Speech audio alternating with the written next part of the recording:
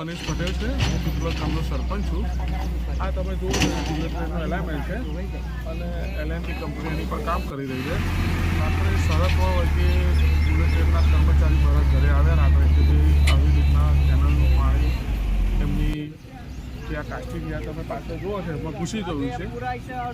એટલે કહે છે કેનલનું પાણી કહે છે મનીષભાઈ બંધ કરવા માટે મારી જોડે આવ્યા હતા. એટલે કેનલનું જે બંધનો જે ભાઈ છે એમને મેં ફોન કરી અને પાણીનું લેવલ ઓછું કરવા માટે વાત કરી અને એમના ઉપલા અધિકારીને પણ જણાવવાનું કહ્યું. ત્યારબાદ રાત્રે 4 વાગે હું અહીંયા આવ્યો અને બધા સાહેબોને બધા હાજર હતા અને બીજા આવ્યા અને ત્યાર પછી ઇક્વિપમેન્ટથી વધારી અને અત્યારે માટી નાખીને પથ્થર નાખીને પાણી બંધ કરવાનું કામ ચાલુ છે. નુકસાન કંપનીમાં અંદર ઘણું બધું થયું છે.